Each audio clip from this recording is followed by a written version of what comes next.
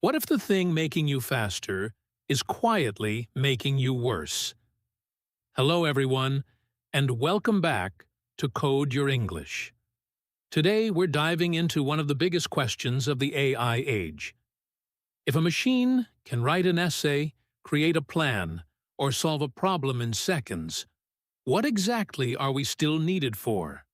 And more importantly, how do we use AI without losing the thinking, creativity, and judgment that make our work truly valuable?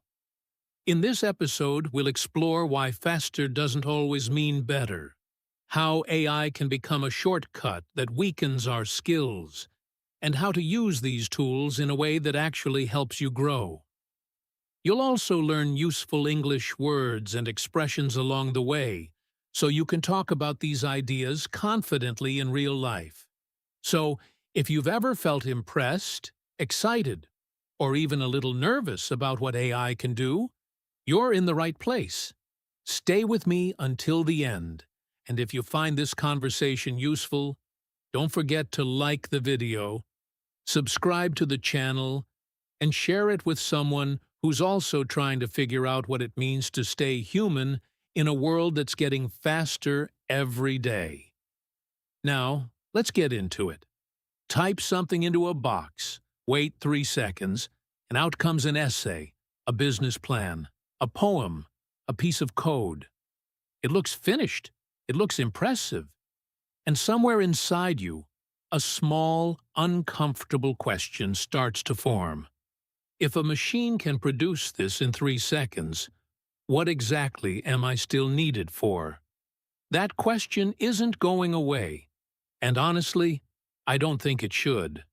It's one of the most important questions of our time, and today, we're going to sit with it properly, instead of running from it. Here's what's actually happening to millions of people right now, probably including you. You open an AI tool to save time on something small, an email, a summary, a translation. And 20 minutes later, you're not sure whether you did the thinking or the machine did. The task got done faster, sure. But something else happened too. Something quieter. And it's that quieter thing we're going to talk about today because it matters more than most people realize. By the end of this episode, you're going to have a completely different way of thinking about speed. You'll understand exactly why faster and better are not the same thing, even though our brains constantly trick us into believing they are. You'll pick up some genuinely useful English along the way too. Words like efficiency, shortcut, depth, friction, and mastery, all explained naturally, so you can use them the next time you're describing your own work or your own learning. And more than anything, you'll walk away with a practical way to use AI tools, and honestly, to use your time in general, so that you get faster and better, instead of being forced to choose one over the other. Let's start with something honest. If you've ever felt a flicker of anxiety looking at what AI can now do, you are not being dramatic, and you are not alone. I've spoken with people who've been writing professionally for 15 years, and they've told me, quietly, almost like a confession, that watching a machine draft something competent in seconds made them feel a strange kind of grief. Not because the machine did a bad job, because it did an okay job, fast and okay. But fast is exactly what threatens work that used to require years of patient effort. If you felt something similar, as a language learner, as a professional, as a student, I want you to know that feeling is completely normal, and it deserves a real answer, not just reassurance. So let's get into the real answer, and we'll build it piece by piece, the way you'd build a house, not by rushing to put a roof on before the walls are strong. The big idea: speed without direction just gets you lost faster. Here's the core idea I want you to take from this whole episode, and I want you to really sit with it, because once you see it, you can't unsee it. Speed only helps you if you already know where you're going. If you don't know where you're going, speed just means you get lost faster, and you get lost with more confidence, which is somehow worse. Think about driving for a moment. Imagine you're in a car, and someone offers you a much faster engine. Great! You think, I'll get there sooner. But what if you don't actually know the destination yet? What if you haven't figured out why you're driving in the first place? A faster engine doesn't fix that problem. It just means you'll drive in the wrong direction more quickly, and you'll end up further from where you actually needed to be in less time. That's not progress. That's just motion. AI, in almost every form we use it today, is an engine, a remarkably powerful one. It can write, calculate, summarize, translate, and generate at a speed no human has ever managed. But an engine has no opinion about the destination. It doesn't know your goals, your standards, your taste, or your values, unless you bring those things yourself. This is the part that so many people skip, and it's exactly the part we're going to focus on. Let me bring in Elif here, because her situation illustrates this beautifully. Elif is a marketing assistant in Istanbul, and about 8 months ago, her company started encouraging everyone to use AI tools for writing social media captions, email campaigns, even client reports. At first, Elif was thrilled. Tasks that used to take her an hour were done in 10 minutes. Her manager noticed the increase in output and mentioned it approvingly in a meeting. Elif felt, for a while, like she'd discovered a secret weapon. But then something started to bother her. She noticed that her captions, even though they went out faster, started sounding the same. Competent, correct, a little generic. Clients weren't complaining, but they weren't especially excited either. Elif described it to me as words that fill space but don't say anything. She'd gained speed, but she'd quietly lost something else. Her own voice, the specific way she saw a product or a story. The thing that used to make her writing stand out from anyone else's. She was producing more, faster, and yet, in a strange way, contributing less. Now here's a moment for you to practice speaking.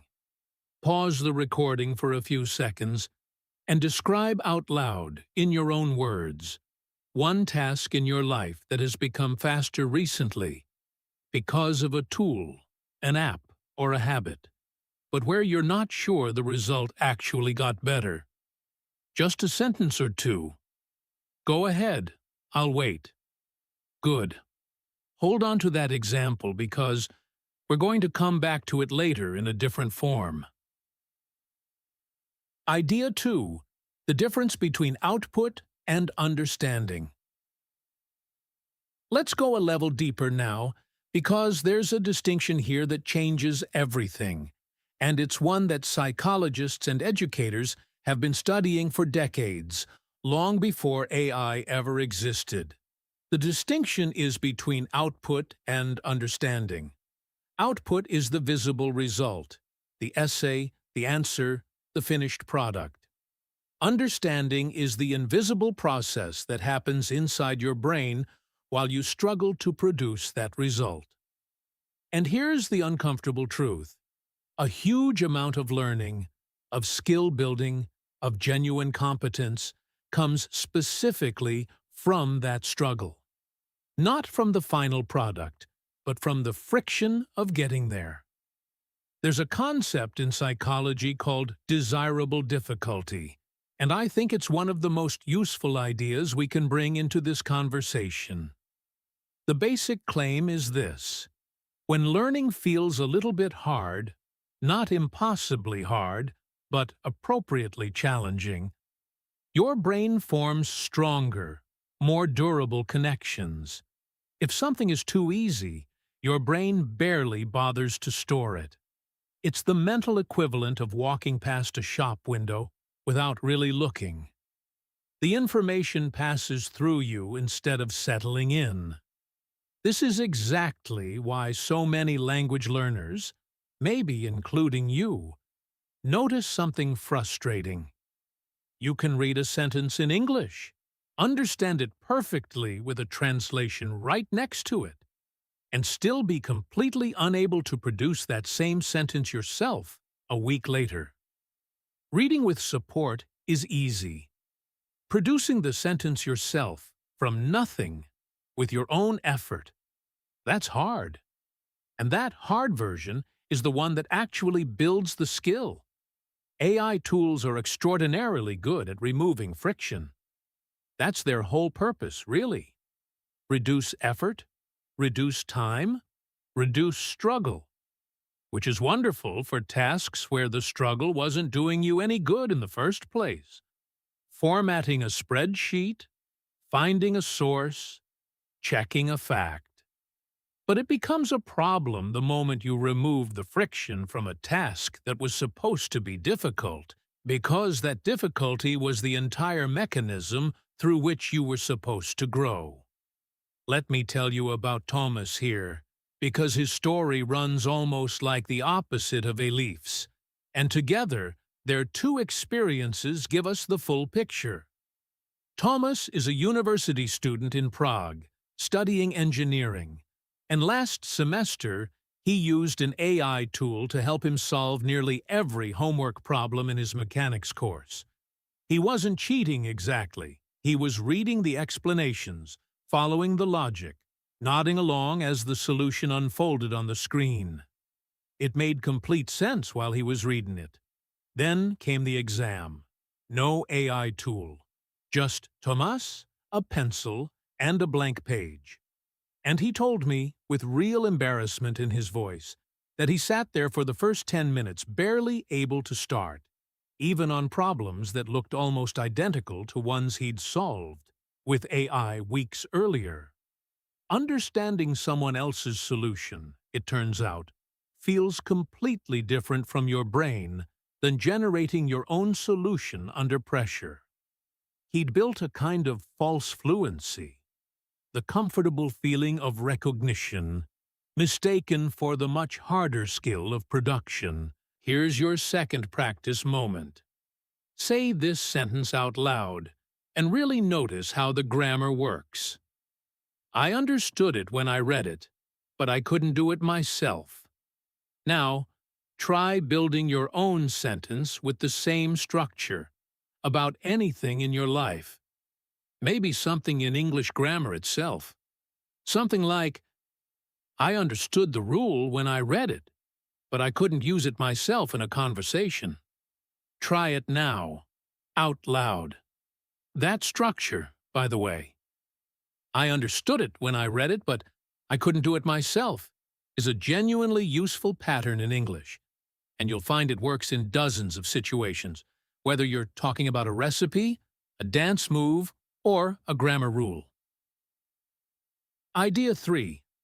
The efficiency trap. Now let's talk about something I call the efficiency trap, because I think it explains why so many smart, hard-working people end up in Thomas's position without ever meaning to. The efficiency trap works like this. Efficiency feels like progress. When a task takes less time, our brains register that as a win almost automatically, because for most of human history, doing something faster genuinely did mean doing it better. Faster hunting meant more food. Faster farming meant more crops. Faster manufacturing meant more products. Speed and value used to be tightly connected. Our instincts haven't caught up to a world where that connection has, in many areas, come apart. So when AI lets you finish a report in 10 minutes instead of 2 hours, your brain throws a little celebration. Efficiency achieved. But it doesn't automatically ask the follow-up question, the one that actually matters. Did the 10-minute version make you more capable? Or did it just make the task disappear while leaving you exactly as capable, or less capable, than before? Those are two completely different outcomes wearing the same "I finished faster" costume. Here's an everyday comparison that I think makes this click. Imagine you want to get physically stronger, so you go to the gym. Now, imagine someone invents a machine that lifts the weights for you, while you simply watch. The weights get lifted. The task, lifting the weights, is completed, and completed fast, with zero effort.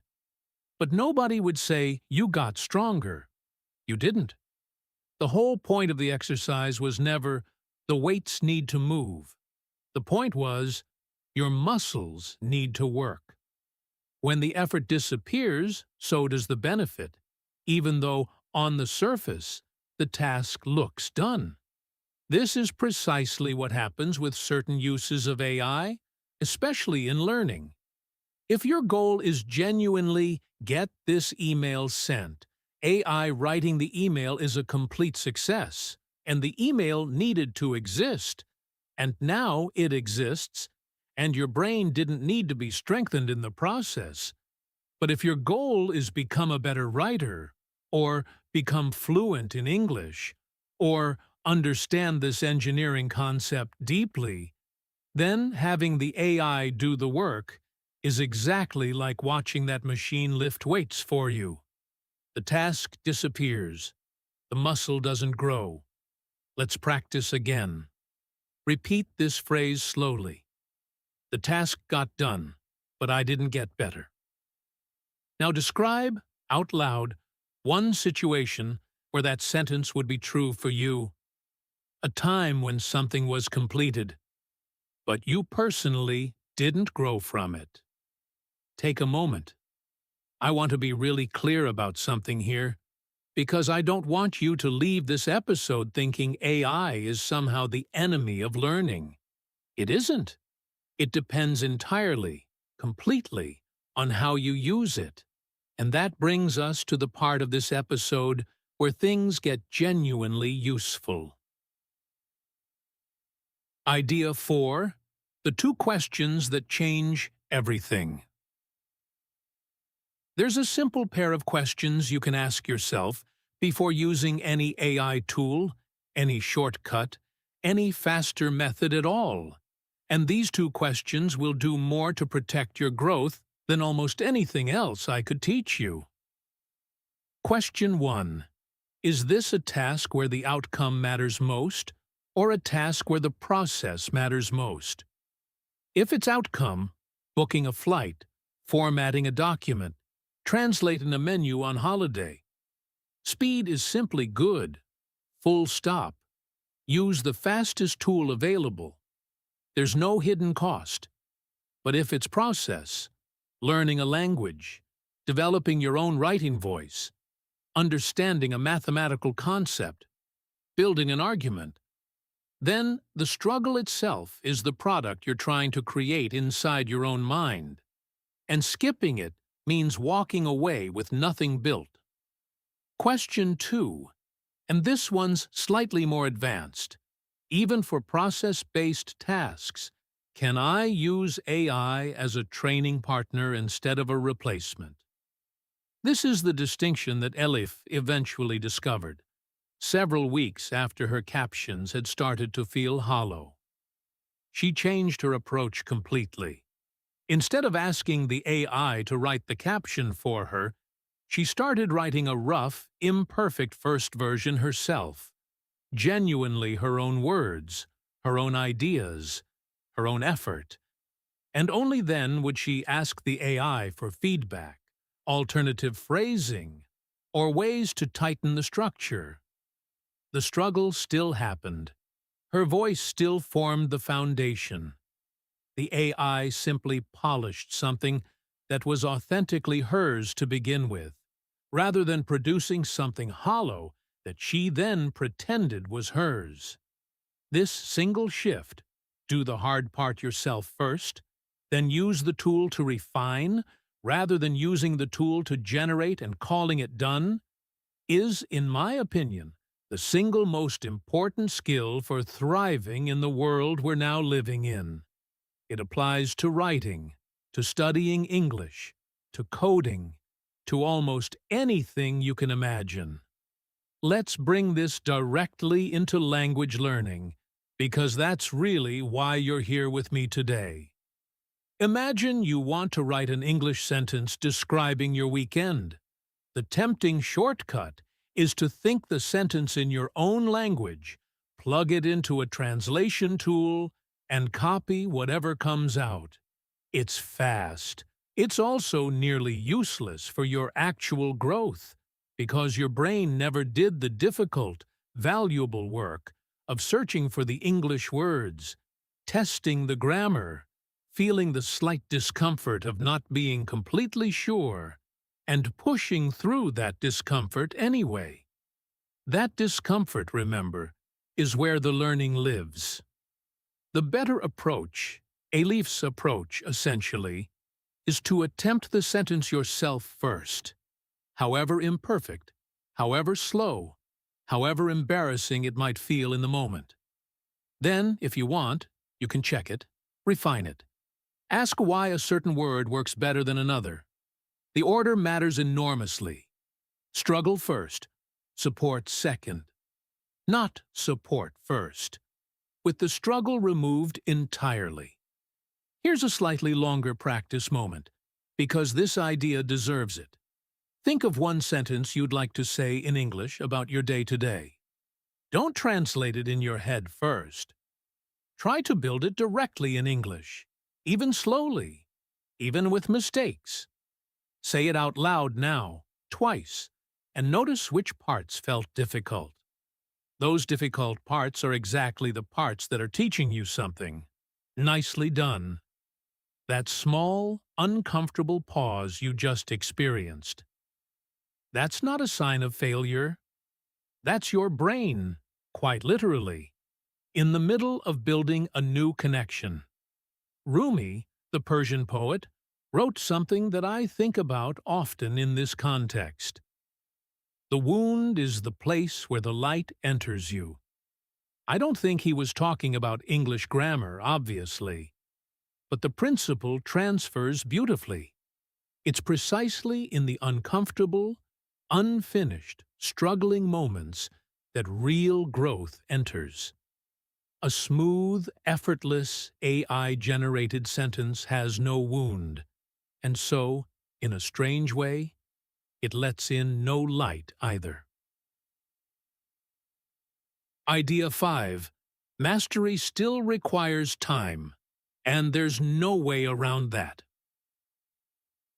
Let's talk about mastery for a moment, because I think there's a widespread quiet hope that AI might somehow let us skip this part, and I want to gently take that hope apart, because believing it will only lead to disappointment later.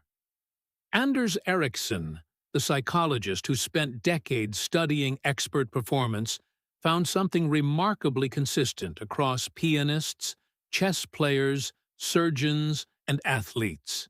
Genuine mastery requires an enormous amount of what he called deliberate practice. Focused, effortful, often uncomfortable repetition, specifically aimed at the edge of your current ability. Not casual practice, not comfortable practice, the kind that makes you wince slightly, because you're right at the boundary of what you can currently do. No tool, however advanced, can complete deliberate practice on your behalf. For the same reason, no machine can go to the gym for you and hand you the resulting muscles. AI can shorten the distance between "I don't understand this" and "I can see an example of what a good answer looks like." That's genuinely valuable. It can show you the shape of excellence far faster than you could discover it alone. But it cannot shorten the distance between I can see what good looks like, and I can now produce it myself under pressure without help. That second distance can only be closed by you, through repetition, through failure, through trying again. This is where the phrase compound effect becomes so relevant. And if you've been listening to this channel for a while, you've probably heard me mention it before because it shows up everywhere in personal growth.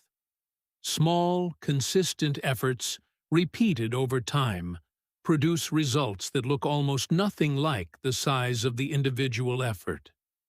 They compound. They build on each other. They accelerate. Someone who writes one honest, unassisted English sentence every day, wrestling with it themselves, will, after a year, be startlingly more fluent than someone who generated 365 perfect AI sentences and never once did the struggling part themselves. The daily unassisted sentence is small, but it compounds. The generated sentence, however polished, compounds into nothing, because nothing was actually built. One more practice moment before we move toward the end. Try saying this: "It doesn't matter how small the effort is, as long as I do it myself." Now personalize it, replace the effort with something specific from your own English learning. Something like, "It doesn't matter how small the sentence is, as long as I build it myself." Say your version out loud. I want to acknowledge something Carol Dweck's research touches on too, because it fits perfectly here. Dweck distinguishes between a fixed mindset, where you believe your abilities are basically set in stone, and a growth mindset, where you believe abilities develop through effort. People with a growth mindset don't avoid struggle. They actively seek it out because they understand, correctly, that struggle is the mechanism of growth, not an obstacle blocking it. If you start seeing every difficult, unshortcut moment in your English learning as evidence that you're growing, rather than evidence that you're behind, everything about this process becomes considerably less stressful and, frankly, more enjoyable too. Idea 6. The hidden cost of losing your own voice. There's one more layer to this conversation, and I think it's the layer people notice last, even though, emotionally, it might be the one that hurts the most. It's about voice, your own particular way of thinking, phrasing, and seeing the world.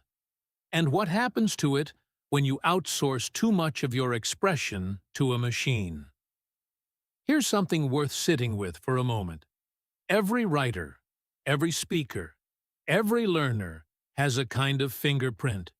It shows up in the words you choose, the rhythm of your sentences, the small, slightly unusual comparisons you reach for without even planning to. This fingerprint doesn't appear overnight. It forms slowly, through years of reading, noticing, imitating, failing, and adjusting. And here's the uncomfortable part. Every time you let a tool generate a sentence for you instead of building it yourself, you're not just skipping a small exercise.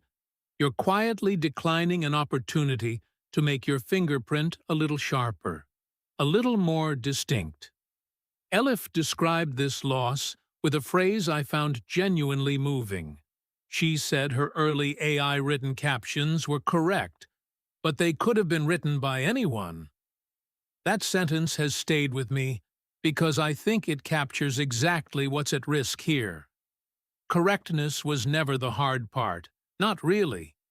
Grammar checkers solved correctness decades ago. What's actually rare, what actually stands out, what actually makes someone's writing worth reading, or someone's spoken English worth listening to, is specificity. The particular way only you would say something. And specificity can't be generated on demand by a machine that has never lived your particular life, made your particular mistakes, or noticed the particular details that catch your particular attention. This matters enormously for you as an English learner, maybe more than for almost anyone else, because you're not just learning grammar rules and vocabulary lists. You're learning to think, and eventually to joke, and persuade, and comfort someone, and argue a point in a second language. That's an act of building a second version of your own voice, one word and one sentence at a time. If you skip that construction process by letting AI produce your English for you, you might end up with technically correct English that, in a strange way, still isn't quite yours. Fluent-sounding sentences that could have been written by anyone learning English, rather than sentences that sound distinctly like you, with your particular sense of humor, your particular way of noticing things. So here's a practical suggestion, and I think it's one of the more useful pieces of advice in this whole episode. When you use AI to help with your English, don't just accept its sentence and move on. Ask yourself, would I actually say it this way? And if the honest answer is no, change it, even slightly, back into something that sounds like you. That small act of adjustment, deciding, no, I'd phrase it like this instead, is exactly the muscle-building moment we talked about earlier, disguised as something as simple as editing a sentence. Let's practice this directly. I'm going to give you a very ordinary sentence, and I want you to make it sound more like you. The sentence is, I am tired today. Now, out loud, rephrase that in a way that feels more personal, more specific to how you actually feel right now. Maybe, I'm exhausted, but in a good way, because I finally finished something I'd been putting off. Try building your own personalized version out loud. There's a small victory hiding in that exercise, by the way, even if it didn't feel dramatic.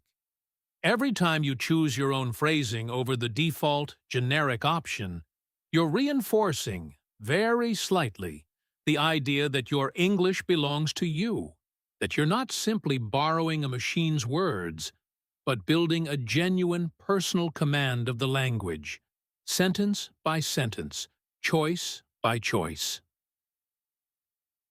Bringing Elif and Thomas back together. Let's return to Elif and Thomas one final time, because I think their stories, placed side by side, tell us everything we need to know. Elif eventually found her balance. She still uses AI daily. She's not against it, and honestly, neither am I. But she uses it as a finishing tool, not a starting tool. She writes first, thinks first, decides what she actually wants to say first, and only afterward does she bring in the machine to polish, tighten, or suggest alternatives. Her captions got their personality back. Interestingly, they also got faster again over time, because the more she practiced the difficult first draft on her own, the quicker that difficult part became. That's the compound effect showing up in real time. Thomas, after his rough exam experience, changed his study method too.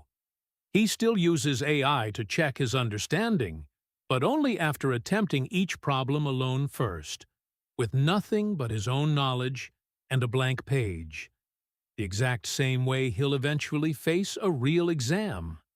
It's slower in the moment. It's noticeably more uncomfortable.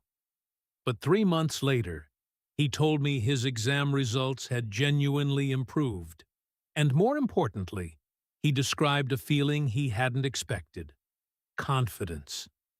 Not the fragile confidence of, I've read the answer and it makes sense, but the sturdier confidence of, I've built this myself from nothing, and I know I can do it again.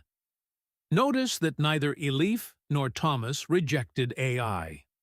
That's not the lesson here, and I don't want you to walk away thinking this episode is anti-technology, because it isn't. The lesson is about sequence.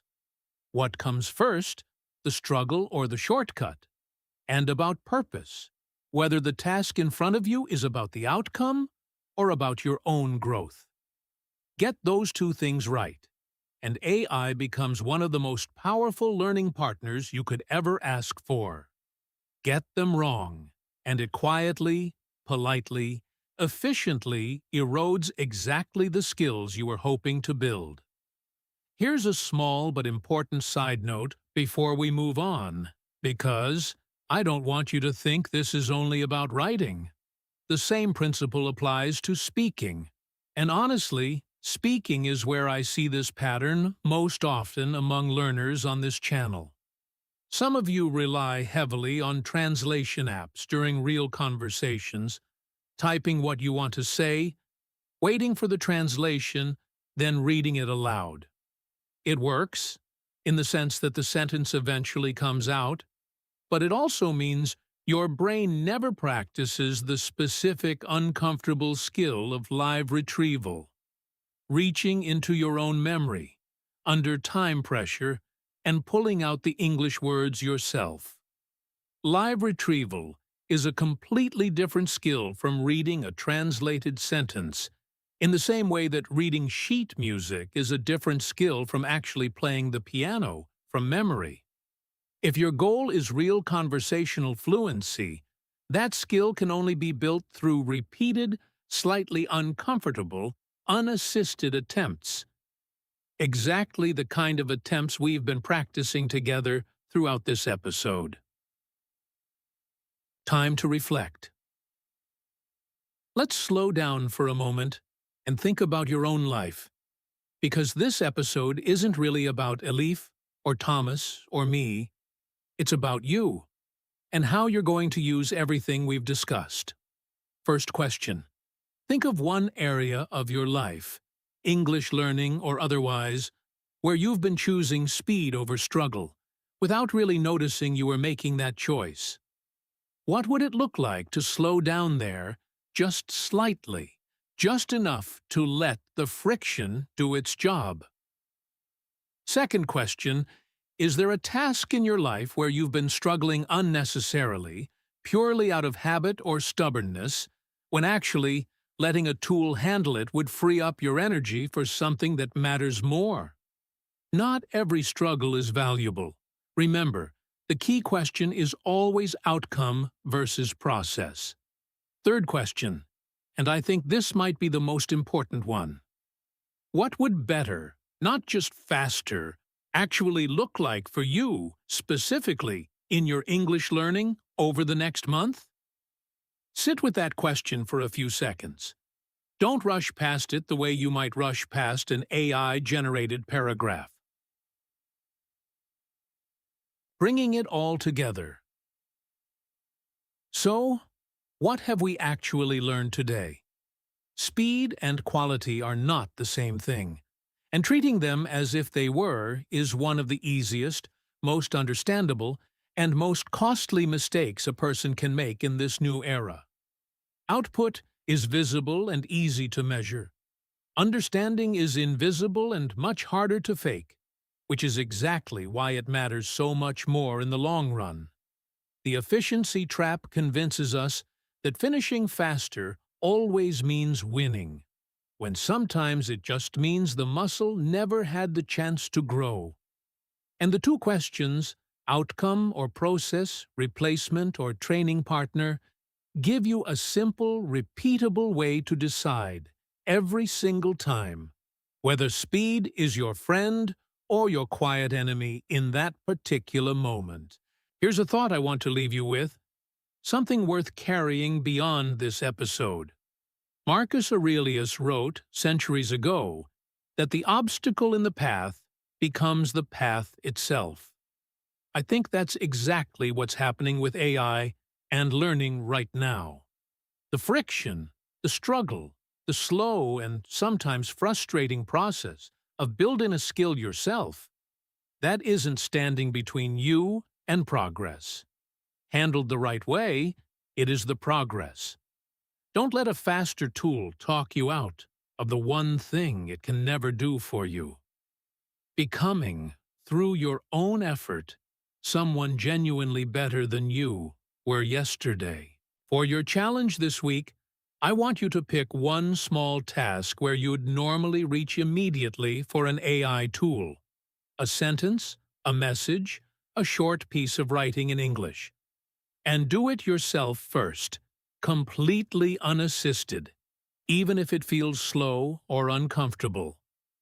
Only afterward, if you'd like, check it or improve it with help. Notice how it feels.